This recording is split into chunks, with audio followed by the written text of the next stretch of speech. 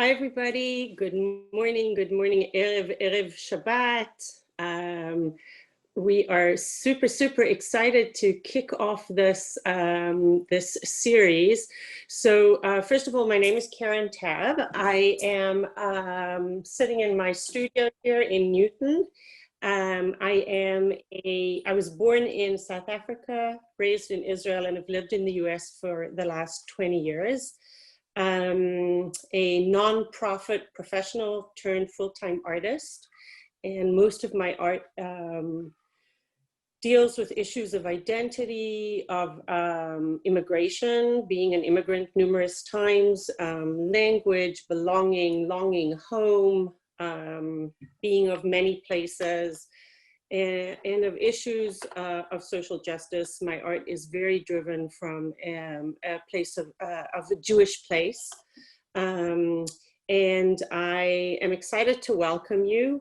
About 2 years ago, Laura and I dreamt up this idea of taking a group of like-minded art lovers to Israel, curators, artists, funders, collectors, academics, to look at Israeli society through the lens of arts, culture, food, and fashion.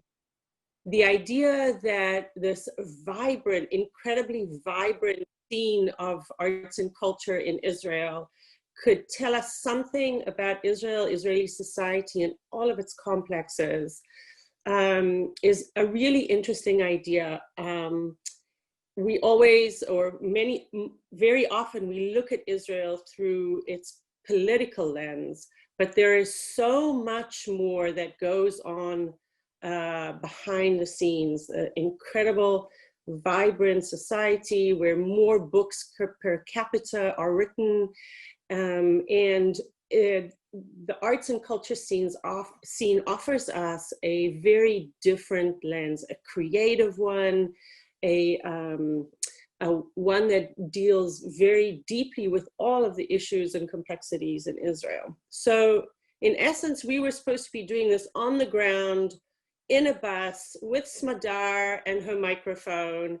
And here we are, all stuck at home, unable to travel and do the things that we love to do. So we reinvented Studio Israel, and we are doing it virtually. And this trip will happen. My promise, it will happen. Stay tuned. But in the meantime, we have an incredible collaboration with a number of organizations who feel very deeply about Israel and its creative scene and this possibility. So first of all, I wanted to thank the team behind this effort. So Laura Mandel is the executive director of the Jewish Arts Collaborative in Boston. Lisa Fishbane Joffe is the director of the HBI, the Hadassah-Brandeis Institute at Brandeis. And Amy Powell, Shayna Weiss at the Schusterman Center for Israel Studies at Brandeis, and a very special thanks to Sophie Kretschmann, who is the director of CJP's, the Combined Jewish Philanthropies New Arts and Culture Initiative, a very exciting initiative, understanding that the Jewish community is engaging in a very different way with its Jewish identity, and is looking at ways to engage the community through arts and culture. So that's so it's a super exciting initiative. So we're kicking off this morning our first series of Studio Israel, which will take place quarterly. The goal is to take a look at Israel through the arts and culture scene, the various aspects, and particularly what we're really interested and excited about is female artists who are working in Israel.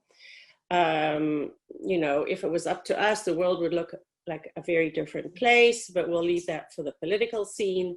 In the meantime, we'll just look at arts and culture. So I am very excited to introduce this morning Dr. Smadar Sheffi, who has become a dear friend over the last few years since we spoke about her helping us to curate this art tour. Smadar is lectures in the Department of History at Hebrew University and Tel Aviv University. She is the curator of the CCAR, which is the Contemporary Art Gallery in Ramle, which is in the center of Israel, in a very interesting city, which I know you will visit at some point. She has curated numerous exhibitions, is an art critic both for Galei Tzahal and for Haaretz, and an extremely esteemed art historian. So I would say that most of what I know about Israeli artists, I've learned through Smadar. And so I hope that you enjoy this presentation as much as I will. Along with Smadar, we're going to introduce you to Esther Cohen, who is a incredible artist who talks a lot about the issues that we're discussing this morning, all with a ballpoint pen. So I'm very excited to hand over this inaugural session to Smadar. Boker Tov. Boker Tov. First of all, thank you for this really warm introduction. I'm so excited to be with you. There's something, how should I say, it's really deeply moving that we somehow managed to bridge this, you know, over the Zoom helps us get over this huge gap of places and time. And I'm really looking forward to having you here. I'd like to thank everybody that was involved in making this happen, because I think especially, as you all know, Israel is going through a tough time now with our second wave. And it's been, there's something disappointing with all the things that haven't happened. So this makes us see the things that do happen and gives us hope for the future things that will happen. I think that art is a place, it's always challenging, it's always interesting, but it is also a place that condoles us in a way. It is a place to look and see how creativity keeps on and on, this well of creativity, that Israel is really a place. I think that it's always amazing for me even to think of such a tiny place that is so creative. And I think that the subject of female artists, is one that, first of all, of course, female artists are a subject all over the world in contemporary art, and we can think about all the things that have happened since October 2017 with Me Too. That's enough to, you know, to write lots of books, not just one, and we're all around that. But Israel does have a special aspect in it. It has both the fact that Israel was, the state of Israel was founded as, it was supposed to be a utopical ideal society. And for many years, there was this idea that in Israel, we do have equal rights for women. That was the Zionist story. I'm giving a very short presentation about female artists, so we won't go into the history, but I must say it because when we think of what we see today, when we see how women are addressing these subjects, we must remember that it's a place that had a dream, and not just that it had a dream, it had a feeling that it was fulfilling the dream, although when we will look back historically, we'll see that it really never was there. I'm going to share my screen with you, and I'd really appreciate people that I do see, if they could just tell me that you see this well. Hold on a minute. I'm just going into, and I think that we are all set. There. Okay, very good. So before that, Caron just said we'll leave it to the politics, but let's still ask the question, what if women ruled the world? And this is, I'm starting with a piece by Yael Bartana. I narrowed all the pieces that are in this presentation are from the last 5 years. I was saying before, when first of all, contemporary is the kind of term that everybody can think of contemporary as different, but basically so many things happen in such a short time that I'm really taking contemporary the last 5 years. And this is a piece that started in 2017, it's a project. When she does this big neon piece with what if women ruled the world, she's asking a question which is a general and a universal question. And we will have in Israeli art, we will have all the time this kind of relationship between things that are very local, very Jewish in a way, and things that are very universal. We'll have that all the time, we'll see that. We're starting with a piece which is very universal, and I must say, in a way, you'll see it's prophetic. This piece was, when you take neon lights, we usually think about things that are, in one hand, things that belong to cheaper parts of town, but we have this long tradition of contemporary art that works with neon. So it's working in that, and you can see that the woman here looks almost like a figure that she's working with. She did this piece for two festivals in Europe. It's a very complex piece with photography, with performance, with video. And she's actually envisaging a world in which all the leaders are women and they are facing a crisis, like a kind of science fiction film. Let's see this very short piece, and you'll see some things that are interesting to see today. As you'll see, it was launched in 2017 in Aarhus, the European Capital of Culture, and then shown in Berlin in the Volksbühne. We fear from God because we could end up in hell. And nuclear weapons give us the same kind of fear. Why do we even fear from nuclear weapons? Why do we have nuclear weapons? We don't need to have them.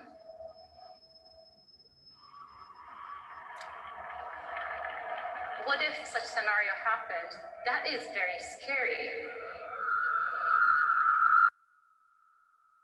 Now, talking about nuclear weapons in Israel, of course, always has the fact that Israel is as if neutral in the sense of nuclear weapons, but we probably do have some. Sitting with masks in a room with gas.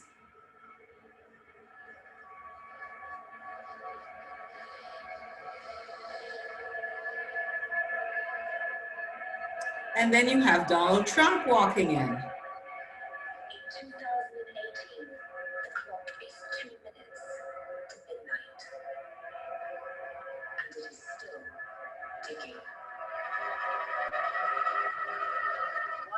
Officials should act immediately, guiding humanity away from the brink. If they do not, wise citizens must step forward and lead the way.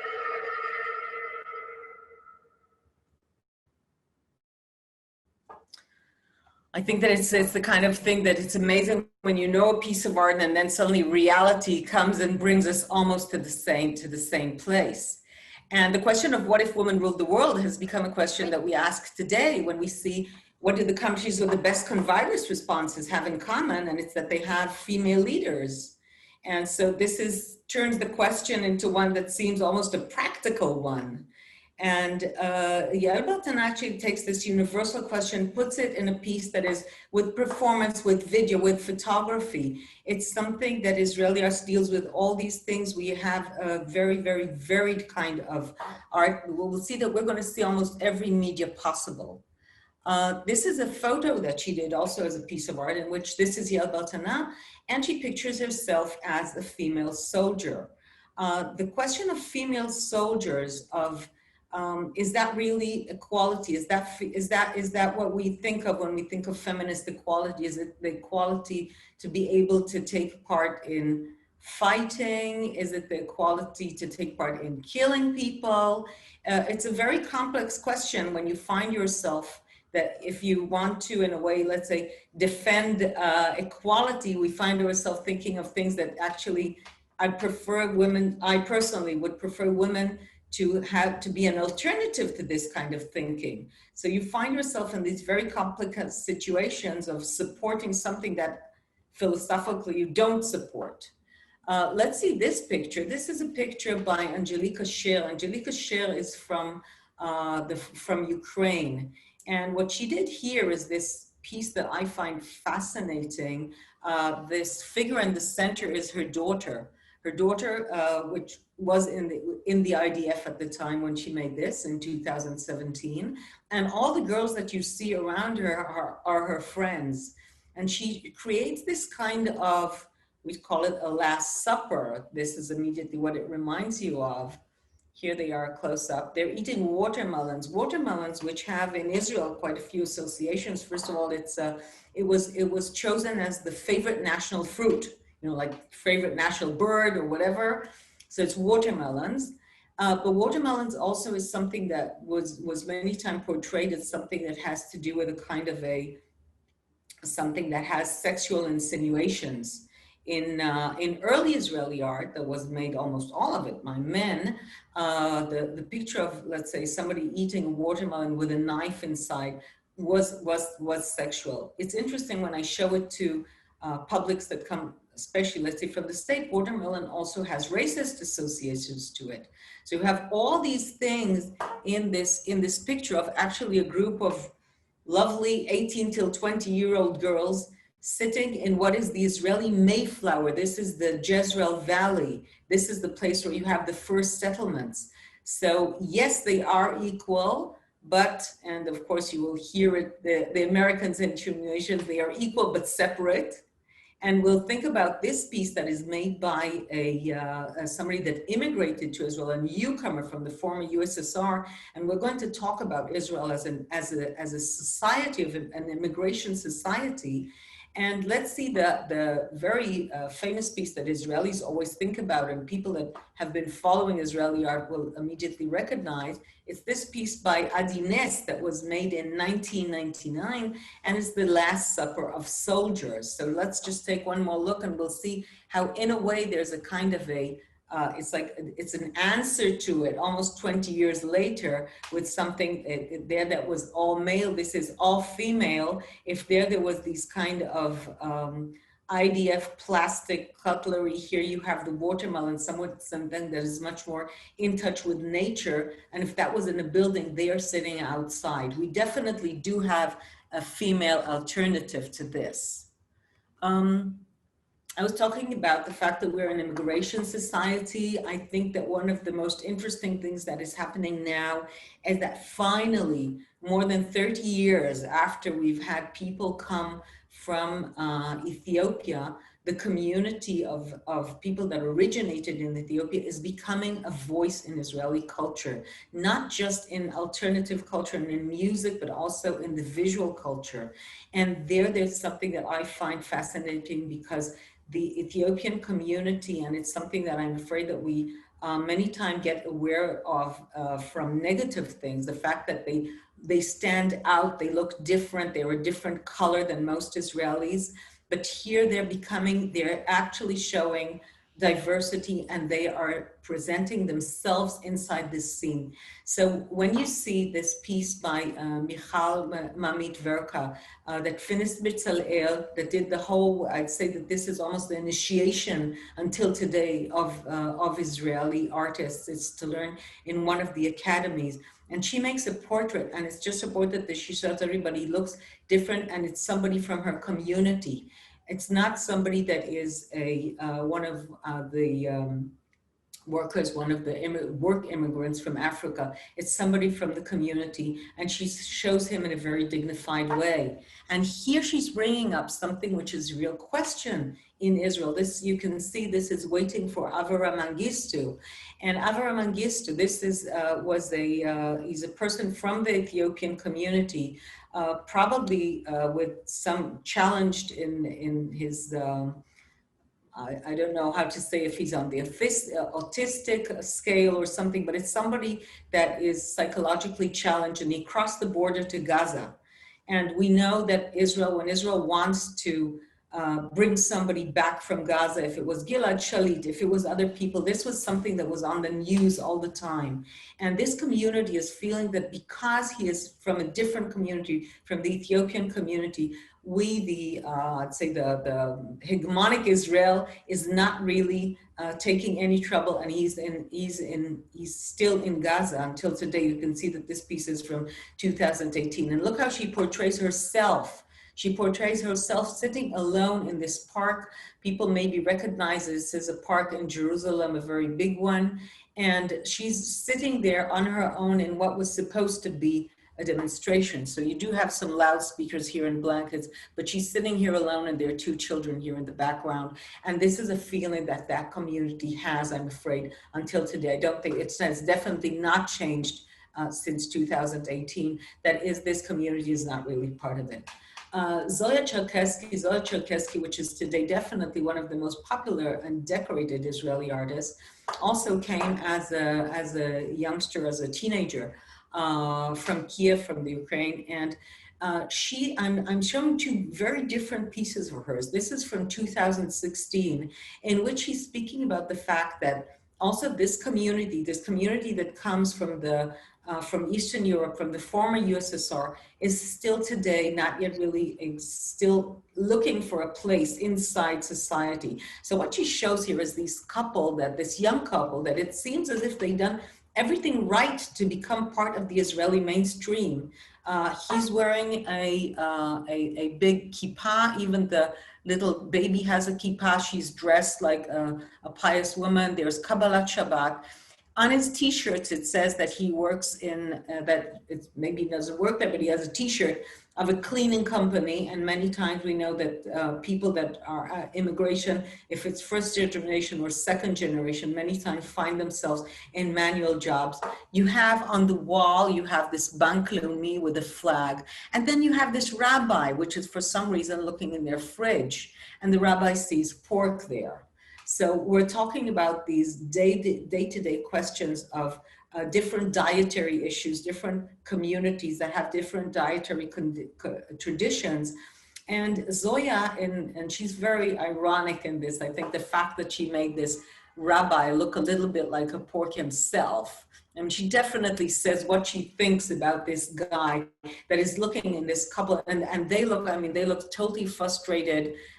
She looks a bit alarmed, and he just looks deeply disappointed, because although it's clear that they've been trying their very best to become part of the mainstream, to be so Israeli, to be all Israeli in that sense. First of all, you can see that the fridge is not, how should I say, it's not an affluent one. And then you have this rabbi, these very orthodox kind of understanding of Judaism, which is actually saying that they just haven't made it. And I think that she's showing, it's a very, very touching picture. I mean, it's funny, it's colorful, but it's something very, very touching and sad in this picture. And then she's doing now, this is a picture from this is a painting that she's done really in the last months. She's taking a look back at the life in former Eastern Europe. And that is, I think that's an interesting thing. She's been in Israel for more than 25 years, and so have her family. And now people are coming to terms in a way with the place in which they came from. You can immediately see this tape recorder that most of us haven't seen, I think for, well, I'd say quite a few years, at least I think 3 or 4 decades. I remember, I think in the 80s already there was Walkman, and then we had all sorts of things. So she's definitely taken this place. You can see these kind of aluminum things that they have here for food. And you can feel that it's like a different place. Nobody goes to Israel to a lake wearing heels. It's a very different kind of aesthetics that they're in. But she's looking back at these things, and she's made this, her recent artist book is called Soviet Childhood. So in a way, I think it's this step that people that immigrated to a place, and when you immigrate, you probably have to, in a way, be negative toward the place that you came from in order to build yourself in the new place. And then after a couple of decades, maybe also because she has a child, I think that there's something that you're starting to look back and to come to terms with your past. And as I think that that's interesting to see in her work, because I could say that generally about Israeli society in the last, I'd say the last decade, definitely, there's a renaissance of Yiddish culture, for instance. And that's because we don't have to define ourselves as just the opposite. We don't have to define ourselves as negating something. So this is also something I want you to think about. Then I'm going to this piece by Tal Shohat. Tal Shohat, which is she's an artist that works mainly in photography. She's born in Israel. Her father is from Iran. Her mother is from a certain area, Kurdistan, which is today Iraq. And she grew up in a city that, in Netanya, many of the people were from Eastern origin. And she grew up with these memories that were actually fond memories of the places that they came from, together with knowing that these kind of memories don't really fit into the Israeli story of saying you come from a place that was background. Now, her photography, this is all staged photography. What you see here, this carpet at the back, I'm showing you just of the olive tree, is a real carpet that hung there. It's with cranes. This is actually a kind of cinematic kind of production that she does to show all these things. And what she's doing here is she's actually bringing a carpet with the memories, especially of Persia. Carpets in Persia actually are an encapsulation of the idea of the Garden of Eden, this idea that what we see sometimes it's abstract, it's just a different language that we can't really read, but she's putting this together with the olive tree, which is the very symbol of the new Zionism, our getting back to the country of olives, which is one of the Shivat Aminim, one of the 7 good fruits of the land of Israel, but the olive tree, which is also the Palestinian tree. Today, it's one of those symbols that 2 peoples are actually holding on to today and trying. I hope that sometime in the future we will sort this out, or it will become a dual symbol, but it's not a simple symbol, the olive tree. I think that it also somehow she brings in here, the olive tree also is the olive tree of the Mediterranean, and the carpets and all these cultures that are around the Mediterranean, around in the Middle East, she's putting them together. And then she does it here in a piece which I find totally fascinating. Here she takes this model, a model which is, I'd say it's almost, again, something of only the last 20 years, and also in the world. The models are not necessarily this blonde, blue-eyed model. And you have something, we have become so more diversified in our beauty ideal. That's a wonderful thing. I think that as women, we're very much aware of it. That's been happening in Europe, thanks to so many people that have immigrated to Europe and become part of it. It's happened in the States. It's happening in the States. The minute that you see it, if it's part of having more Black models, having Hispano models, and in Israel, it's having people from Eastern origin. But she's making also this picture of, when we're talking about women, this idea of putting a model next to a statue, and we immediately have this kind of Pygmalion story, women that have been so much structured, that have been so much modeled, when we use the word model. And here she's putting this model. By the way, all the people that she uses in her photographs are always from her family. This young lady here is a niece of hers. And so she uses her and she puts her next to this model, and she's talking about this different kind of ideas of beauty that we have. And this model is also, in a way, yes, there is something erotic, but it's not, it's a different kind of seduction. You have here this statue without arms, this model of women that was we can think of course of Venus from Milo, this idea that you have a woman which is supposed to be an ideal of beauty, but actually she's mutilated.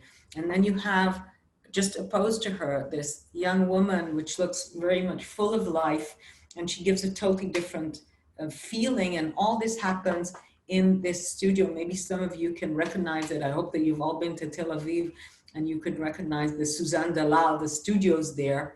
It's a gorgeous building, and if not, when you can come, then you should go and visit. It's a dance center, and she put the things there, and you have this feeling how in this kind of this architecture, which again, you can see how she uses here, it's a carpet which is made of tiles, but this idea of an architecture that is somewhere between East and West, the story of Pygmalion, which is Greek, but of course, we take Greek culture as the beginning of Western culture, and she's putting in this model, as I'm saying, a family member, which actually gives us an alternative to what used to be the idea of beauty.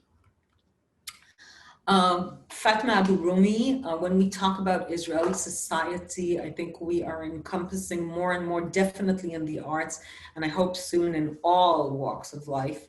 We have a quite a big minority. It's 20% of Israeli society is people that are Arab in origin, Muslim, and some of them are Christian, and they're becoming more and more part of the cultural world. And what is, I think, what came after, you had some people from Arab origin, was having female Arab artists. Female Arab artists who, if we talk about women and immigration, and we're already talking about, I would say, a double kind of battle that they have to fight, both, let's say, as immigrants and as women. Here, I think that we're talking about a triple one. We're talking about them being women in mostly still an extremely conservative society. It is not the dream of most parents that their daughters will go to study art.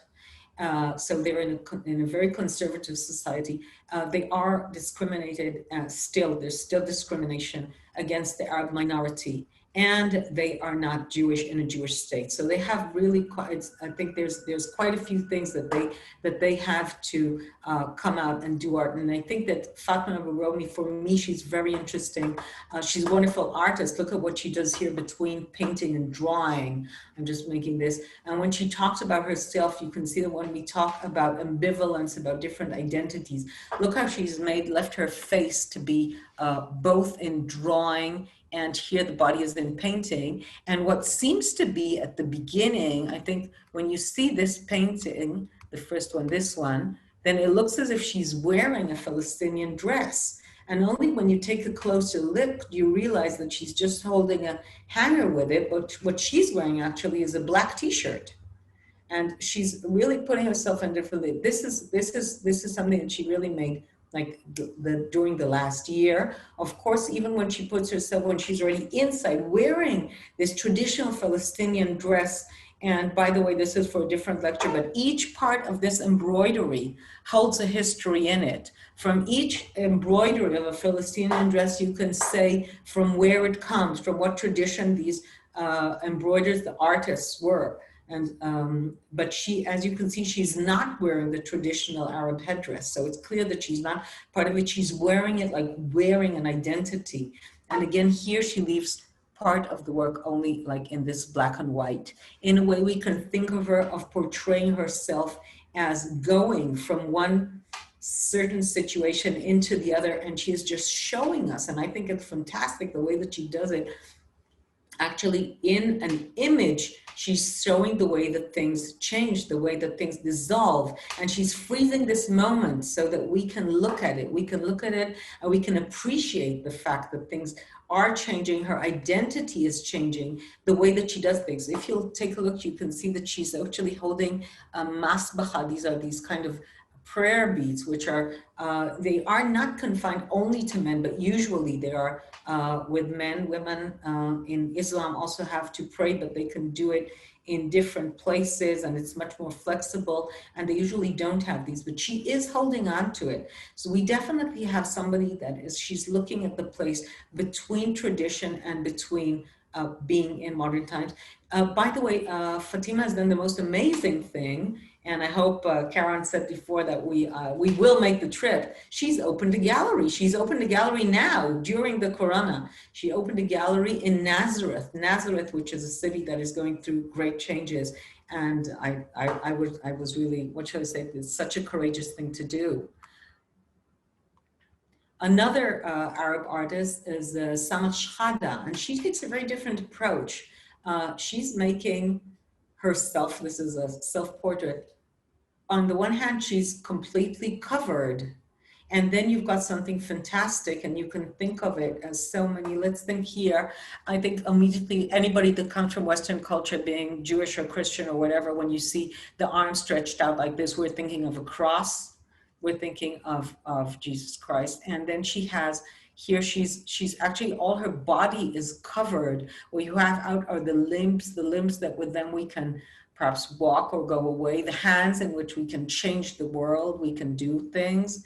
But it actually looks very, very much here. This is a close-up, just so you see. It's, by the way, both artists are, first of all, wonderful artists, just in the sense of the way that they make things. If it was Fatima Bouromi, and if it's Shahad Schada, which also won the prize for figurative. She got it for figurative painting, but this is a drawing because her drawings are, I think, really fantastic. So she has them here, and we can immediately think of this as a feminine answer to the Vitruvian Man by Leonardo.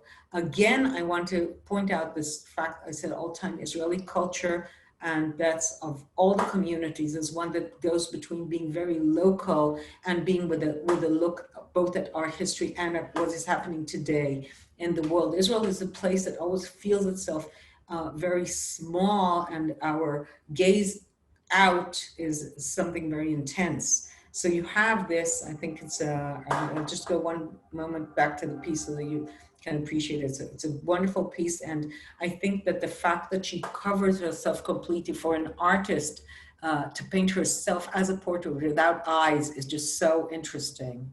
And it does, although you have the limbs, it does somehow manage to convey this feeling of being confined. Then you have this piece by Daphne Shalom. Daphne Shalom is an artist that lives in Israel. She was born in Israel. Again, parents that came from different Eastern regions, from Morocco and from a place in Iraq. She lived in New York for quite a few years and has been working in photography. She became very interested since 2014 in Braille. In writing for people that can't see.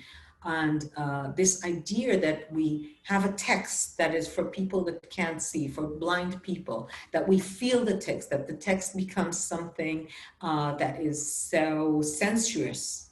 And she did, the first piece that she did with Braille writing was actually for an exhibition that I curated in Beit Bialik, Bialik being the national poet. And she took his Psalms and wrote them in Braille. And that was something stunning for us, because it was suddenly, first of all, seeing them in a totally different way. And the other thing is that she talks about reversing the power game through using Braille, because suddenly it's us that can see, us that look at art, and we can't understand what we're seeing. Most of us can't. I mean, maybe some people can read Braille, but I, for instance, cannot. And I'm bringing, as I said, I'm sticking to the last 5 years. So I'm bringing these pieces. This is a piece that she made in 2018. And she took a book of Exodus in Braille, and she's drawing different plants. There are all these plants of Israel. Now this idea of, this idea of drawing, this is just so that you see how beautiful it is in a close-up. This idea of drawing plants was for many, many years part of the indoctrination of Zionism. Every class in school would go with their teacher to the field near their home. What I'm saying now does not exist in Israel anymore. Quite a lot of Israel is living in urban centers that you don't have a field next to home. We're trying to get more and more urban nature, but that's, and I must say it's getting on well, but still definitely not a field, not a natural field. People would come, children would come with these things that they picked in the field with their teacher, learning always the very Hebrew names, the biblical names, and dry them at home to become more and more attached to the place. So what she's doing is she's taking these leaves and she's drying them inside Exodus. Exodus, what do you have to say? Exodus, I mean, there's so many things in this one word. Of course, we have the Exodus of the Israelites leaving Egypt, this moment which is a universal moment of enlightenment. This "let my people go" is something that you had it from slaves that were singing in the south of the States to people that are now trying to get into Europe. You have this idea of the Exodus. Exodus, the famous boat after the Second World War and the Holocaust. of course, with a film after that, that became a universal hit. And she does this, she puts the book inside an Exodus, which is Braille. So when we're talking about the fact that we today are trying to understand our world, which is changing so much, she makes it through this and she takes it through. I'm just bringing one more piece just because this is so beautiful. She just took a plant, which is very popular in Israel, and took it and makes it like a kind of a, I'd say it's almost like a necklace on this Braille writing. Something very beautiful between nature and between the way that we try to translate to people that are missing a certain sense that we many times think of as the central sense, definitely us, I'm saying us, all this community which is now seeing a Zoom about art. So we think about art as something that is really central in our lives, and she's putting this together and talking about the way that we can try to convey it. And I think that that's a beautiful piece. Again, this idea that we have a society that has to deal with different communities in it. And I'm going to Pessi Girsch, which is, she came to Israel from Germany. She came to Israel as a, I think she was 15 years old, from Munich, daughter to 2 Holocaust survivors. I mean, you can't get more complex than that. And she came to Israel and became, first she wanted to do painting. Today she's a photographer. And if I talked before about Tal Shochat and her staged photography, this is also totally staged photography, while Pessi is looking at Judaism. Pessi is looking at this place of Judaism and Israeliness. What you see here is a installation that she made in a basement in Neve Tzedek. Neve Tzedek is a neighborhood that was built as the first Jewish neighborhood outside of Jaffa, and today is Jaffa and Tel Aviv became just geographically almost mixed, and it's considered as the old city of Tel Aviv, although I'm saying was built for Jaffa. But let's look what's happening here. What's happening here is that all the floor, these are volumes of the Hebrew Encyclopedia. The Hebrew Encyclopedia was the cultural project of Young Israel. It started, the first edition was in 49. So we're talking about a state that was fighting for its life with almost no resources, but did find the resources to have an encyclopedia. It's fashioned after the great encyclopedias like Encyclopedia Britannica. And people used to wait to get this volume every year or month or whatever with these new entries about the world. And the idea of the encyclopedia, the Hebrew Encyclopedia, Encyclopedia Ivrit, was that it is in Hebrew and it has in it entries about universal questions, Jewish questions, and Israeli questions. This was this idea that we want to mold together these things. And she's putting them on the floor because today she finds more and more editions out in the street. People are taking this out. You already have, I saw in a library that they said no more Hebrew encyclopedias, please, because they have too many. Because people are taking it out. We are all looking for information on Wikipedia, and we don't keep these encyclopedias. So Pessi, in a way, actually saved them, rescued them, and turns their covers and turns them into a floor, into something that is a basis for us. This is the very base in which we build our culture. And what does she put on it? She takes, this is from an old Bet Knesset, one of those places that you pray on, that you have these things inside. So she's putting these things together, in a way saving them. But the truth is that this basement was afterwards demolished. It's one of the houses that was demolished in order to build a brand new house. Today, Neve Tzedek is one of the most expensive quarters in Tel Aviv. And I'm showing you this photograph, which I don't know, I find it stunning. You can see that it's in the same basement. And she's taking this bed, which is in Israel, it's called a mitat sochnut. This was the bed that newcomers were given from the Jewish Agency, a very simple one from metal. And she's putting this bed of the immigrants on the encyclopedia that she built here. You can see how she's really floored the whole room with the encyclopedia. And on the bed, she puts talitot. She puts different talitot. So again, you have here this idea of general knowledge, Jewish memory, and the memory of this exodus, this places that people have come with this bed of the Jewish agency. And what she did here, she put talitot, she put different talitot, and then she threw this talit on it. And after taking numerous photographs, she just stopped and she said it looked like an angel had landed on the bed.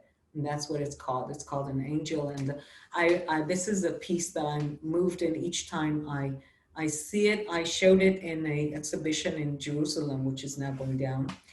I'm sandwiching my very short presentation through two pieces that have to do with international and with local. And this is a piece by Michal Hyman that was showed in the Caron Art Center in Washington exactly a year ago. I was then in Washington, and then I came to Boston and met both Laura and Caron, and I was very fortunate. I saw some super art. And what she calls this is Radical Link, a new community of women. Let's think at the beginning, very beginning of my short presentation, if women ruled the world. We're talking about a question that seems to be coming up about communities of women and what can they do to the world. But Michal is looking back, she's looking back at places that were asylums for women. She found photographs of asylums in England, in the States, in Italy, 19th century asylums in which women were many times confined to and considered for very different reasons, and many that today we know have nothing to do with them being psychologically challenged, as a threat to society. And what she did was that she photographed, she had a seamstress sew for her a dress, which is exactly the dress that used to be worn in the 19th century. And you can see that these are different people here. They're all from the Israeli art world that are sitting here and wearing this dress and checking this feeling when you are not actually part of the mainstream. Here she has a table in which she talks to people inside. This is again a performance. I'm again going to yell about, and I'm reminding you of performance, video, photography, all these things that are happening in one piece, in one project. And I am concluding with this piece, and this takes us to all the parts. This is a piece that the person that is photographed here is Leah Zimmel. She is a human rights lawyer and activist in Israel. She does the very unpopular job in Israel of representing terrorists or people that are accused of terrorism, or families that Palestinian families that want to object to being banished from their homes in different places. It's people that definitely, what she does definitely challenges the Israeli consensus. And she's photographed holding a gun, holding ammunition, and holding a head of one of the people that she represented, of a Palestinian woman, which was not accused of murder, but again was against her home being taken. And this is a picture of Leah from a documentary film of hers. It was a documentary that our Minister of, she was in the Dok Aviv. Dok Aviv is our documentary film festival, and it's I think it's quite renowned. And this is from from documentary, and this shows Leah how she is usually portrayed, working in her office, lots of cigarettes here, and she's representing a person from this community. So when Michal does this, she's actually showing her with this idea that we're taking, again, we're bridging time, we're bridging place, and we're talking about women that were taken out of power, taken out of society, into an asylum. And she shows them, she reverses this into women, that this dress that was supposed to be a dress that would confine them to a place and show them in a certain way, it becomes a kind of a very different symbol, and a symbol of that you can be different, and you can voice different things. And definitely we do need more and more advocates of human rights. So I hope that you've enjoyed this. This was really a picture of, as I say, very, very recent. We have a lot of very good female artists, although there is still, I'd say, it always starts with more or less the same number or more women in art school. And then 5 years later, you'll see that there are more male artists than female artists. because of different reasons. So thank you very, very much. Smadar, this has been wonderful. Thank you so much. And I know we promised you all 1 hour this morning, and we are coming up to 10 o'clock, but we have another special treat for you before we close out. So I want to introduce Esther Cohen, an Israeli artist who Smadar is going to be speaking with for a little bit. And if you have to jump off at 10 o'clock, there will be a recording of this after that we can send out. So please don't worry about that. And if you can stay, please do, because following Esther, I would love to have a few moments for questions as well. So Esther. Hi there. Hi, hello. Hi. I can't, let me try and see a gallery view. Hi.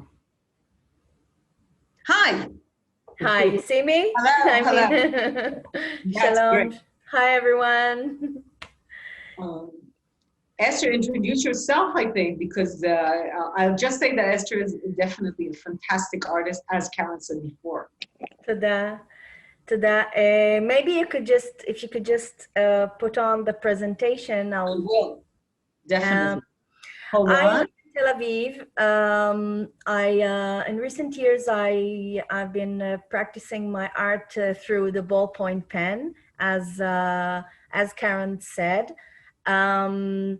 And actually, my art is a journey. I take this very modest tool that everyone has in their home, and I take myself into journeys inside maps, old maps of Israel. This actual map is a map from the 1920s, and the art piece is called Poppies Observing the Negev Desert. As you can see, the poppies are actually, with their petals, observing the map, as if they're looking back at history, back at the 1920s, and me also. So you can see all the titles of the places that were actually there. Some of them exist till this day, and some changed very, very quickly throughout the years. So in a way, with my ballpoint pen, I go back to history. I go back even to history that is not on the map, of course, through nature, through seeds, herbs, flowers, trees that exist till this day. And they're, of course, very symbolic. This specific map is made out of a blue pen, ballpoint pen, and the map is very white, but we'll see later on that it gets more interesting and more complex. But I would have to say a few things before we step ahead, that the act of drawing in my work is also an act of erase, because when I draw on an actual map, I need to take notice of what I'm erasing, what will no longer exist because of my action. And this specific thing is very important. Okay, later on. Could you say a few words about your background? Because we were talking about people that immigrated from different places, different cultures, and I think that you really... I'll get to it later, maybe, okay? Through different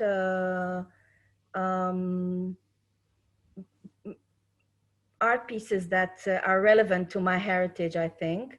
We'll go, I can't move the slides, so... There we go.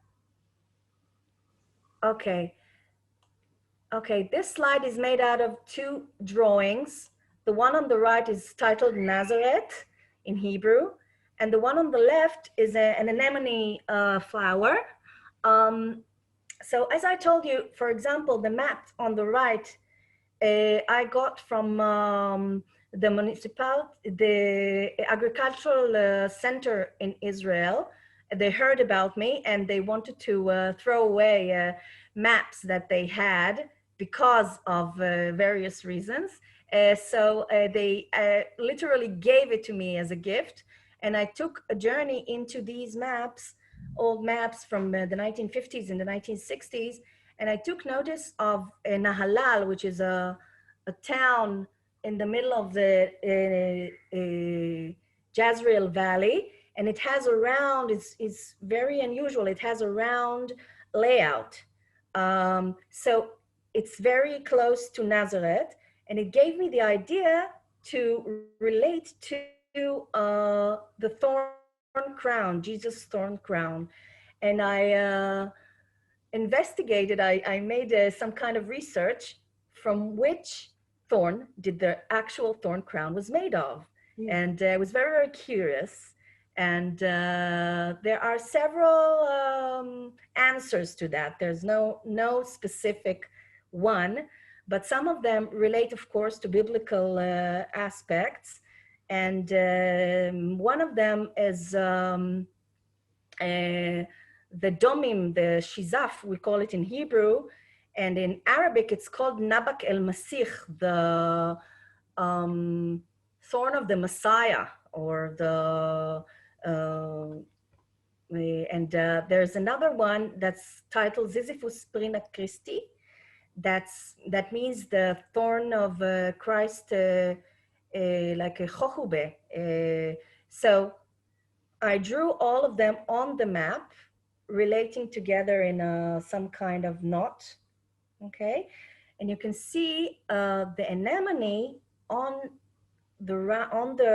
another round bouquet, and the anemone is very unusual, but it also has Christian aspects.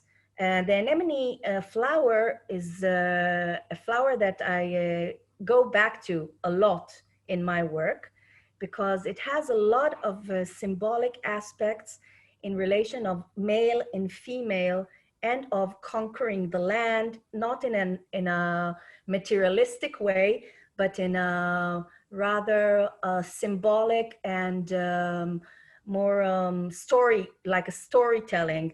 Anemone was a nymph. She's the morning wind nymph, and she fell in love with Zephyr, but Zephyr was already married, and his wife was very furious at her because Anemone was clearly very beautiful. So she killed her, and he turned to Aphrodite, and Aphrodite turned her into a flower, a cold flower that blossoms at winter time. And in Israel culture, the anemone is a protective flower, but it also relates to the southern part of Israel that is called Darom Adom. And we relate it a lot to the color red. And again, I investigated it in a cultural aspect, not in a, how should I say, political aspect. And I noticed that in Christian allegory, the anemone, they found out, they told us a story that the anemone in ancient times was only in the southern part of Israel, blue and white, in the color of blue and white. And after the death of Christ, as they tell it, all the anemones turned red from Jerusalem down to the state of Israel.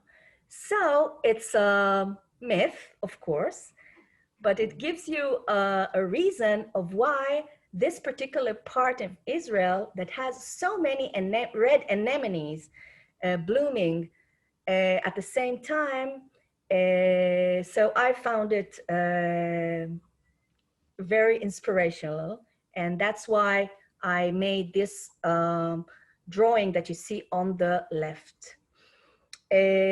So that's the connection between these two. Okay. Let's step on. Let's go because Laura asked us to be with a little bit with the time as we okay.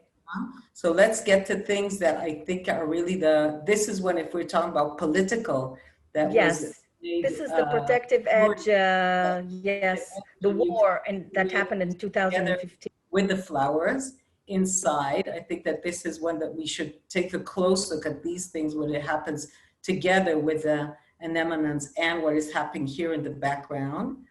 And I think that we will go to the ones that are, this is the cyclamen, the national flower in Israel. But I think that these are the ones that has many, many names. Yeah. Yes, this is an interesting drawing that's called Galbi Yachib al Hawa Lotim Neumini. It's a phrase taken from a poem that speaks about freedom, actually, through beads that are done by filigree. Filigree, it's a technique of ornamental work through a wire, a metal wire. And it comes from the phrase filum and giranum. It means grain. And here you can see that the grain was inspired by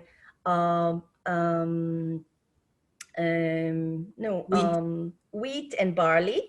Why wheat and barley? Because barley is a very strong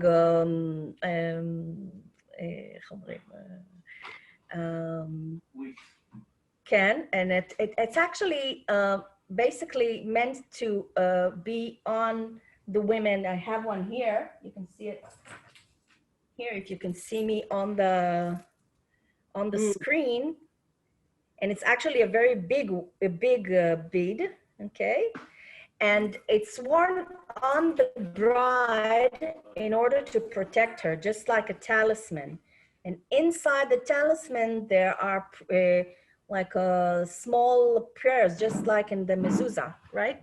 And you wear it on you, and just like this small bead of barley or wheat, you will grow into a very long, and you have a long and healthy life. And of course, it also relates to fertility, to women's fertility and her being very fertile, and of course, bring a lot of children into this world. So in a way, they were meant to actually take care of the women, and they looked at nature and its beautiful, majestic way of hanging, of grasping into this spirit of life, and they turned it into a jewelry, and I take these jewelries that were once worn on women, and I relate it to songs that are made by women, sung by women. That means my heart loves the wind, loves the blowing of the wind. Please do not prevent it from me. That's the meaning of the word. Now, this song also had something very special because it was one of the songs that the Yemenite singer Ofra Chaza, which was so popular, and it wasn't written for her, it was written generally, but she took it and she made it in a pop song together with, she made it in English and in Yemenite Hebrew. So this was the kind of moment at the really at the 80s in which she was doing something that was, she was definitely a pioneer of putting this kind of culture, what we call today world music. She was doing it, and this was much more popular overseas than it was in Israel. Today, in retrospect, she's seen as somebody that was really trailblazing. And so I think, and here it's a beautiful phrase. And I think also that the way the letters are addressed here, and look back at some of the works that we saw through the presentation, and you can see this kind of connection that goes between different artists. If it's Daphne Shalom with the braille writing and nature, all this matter of text and nature, that I think that Estelle does gorgeous work with that. Estelle, can I go to the next? Can, please do, please. Yes. Okay, this is just a close up just so that you enjoy it because it is so beautiful. This is also made of a ballpoint pen, of course. These are other filigree drawings on round circled paper, part of another series I had. Close up. This is a close up. Yes, this is again a talisman. Inside this, beautiful jewelry. There's a prayer. There's a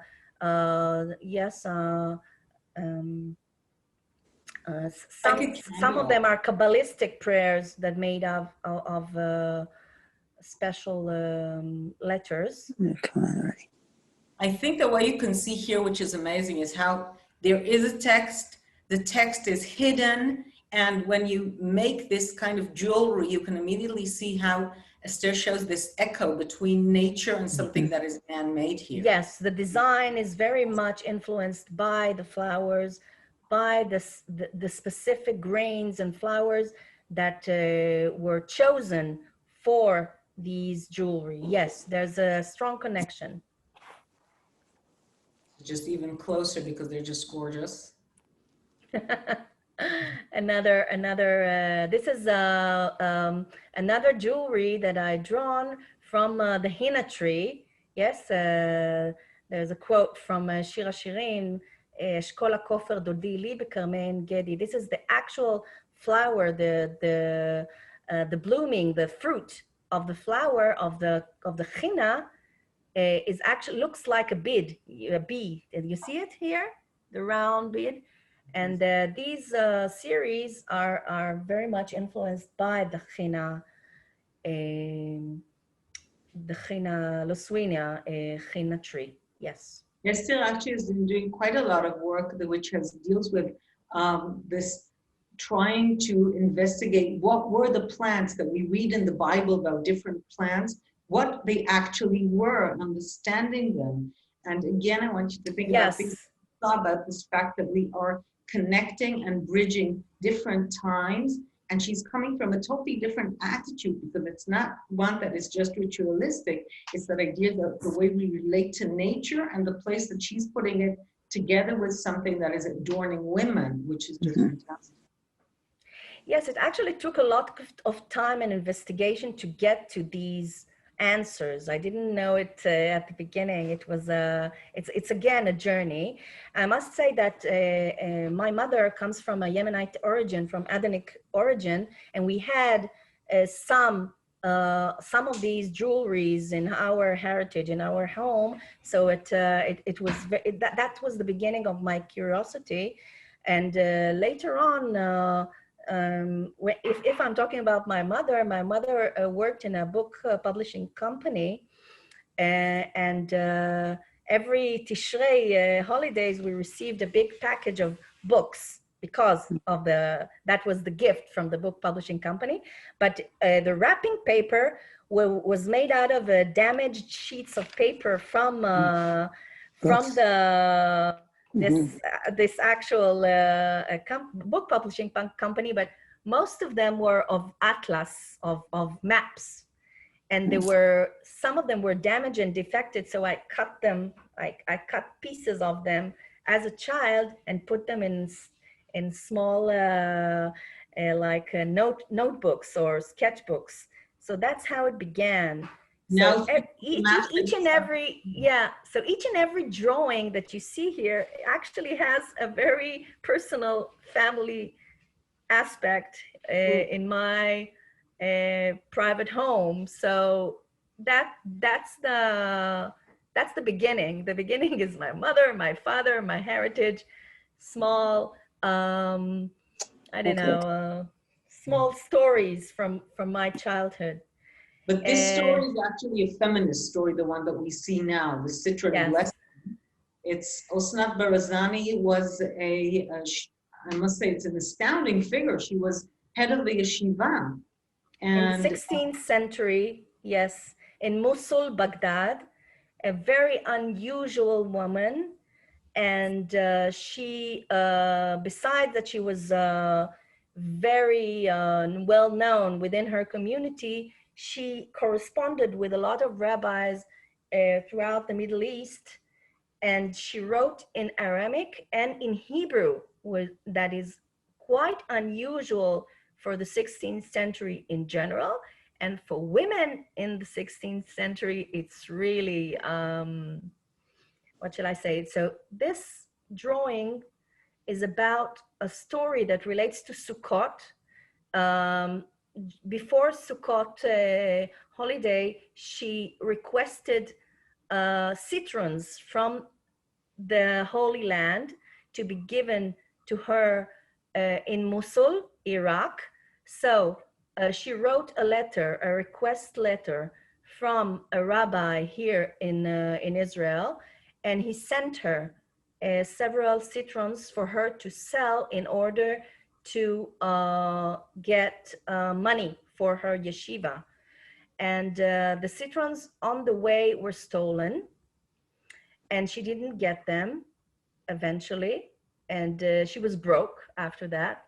But then she wrote a letter of apologizing that she didn't receive them, and she actually prays for someone to help her. And the song or the poem that she wrote is written here on the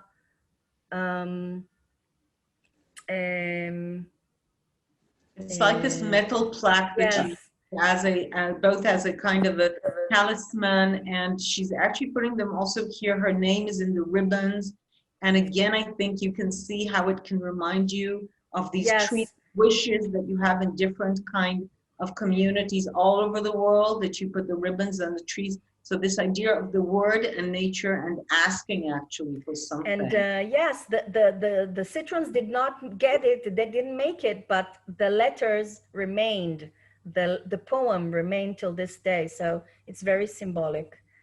You can see again, here, there's writing. Just so yes, the writing. Na'amanim v'zimrat zer tizreenu is a quote from Ishayahu, and it relates to a forgotten country that is forsaken, and therefore you need to plant na'amanim. Na'amanim is anemone. Anemone, the anemone name, the biblical name for anemone. And why anemone? Because anemone grows very fast in a forsaken land, and that's way that way you will not forsake it. So it's very symbolic, because you know Ishayahu was written after the land was actually forsaken, was actually lost, abandoned.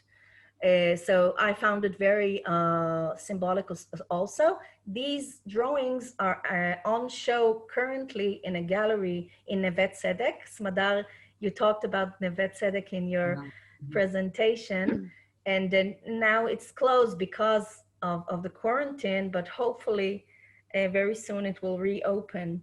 And these drawings I made in the last quarantine several months ago. And you can see here these series. These are actually new series. I think that there's also something amazing to see this place that Esther and other artists managed to put together, this idea of nature, of the flower, together with these things that have to do with architecture of our region, and the letters. So it's all the time somehow intertwining culture together in different aspects of it. And I think is very, very beautiful. And also the rimonim and the pomegranates as a seeds, of course, seeds of the word, seeds of the prayer, that hopefully the prayer will bring us into somewhere better. These drawings are about the talit and the tzit of the tchelet, the notion of the tchelet.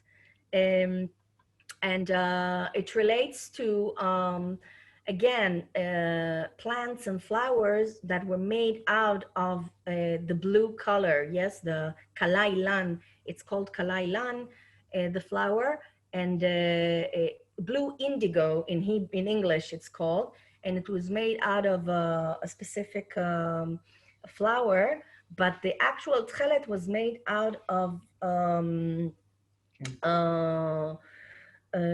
like a snail from the sea. And of course the sea is also the tchelet. The sea is a reflection of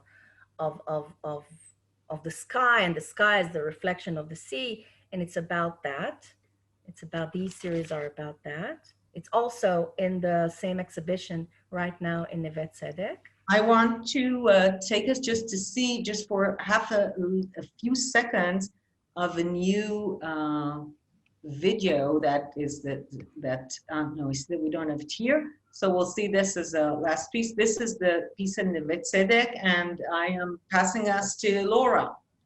Great.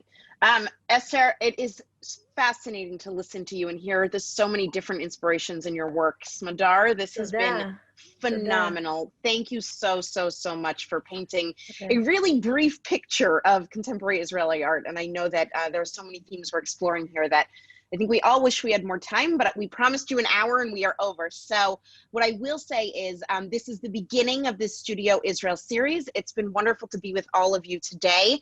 And I want to remind everyone that the next session will be on December 10th. Also at the same time, 9 a.m. Boston time, and it will be a conversation with Vered Nissim with Sivan Steng. It should be another fascinating conversation. We will send the link out following this conversation. We'll also send you some other resources from today in case there are images you missed or anything else you want to see.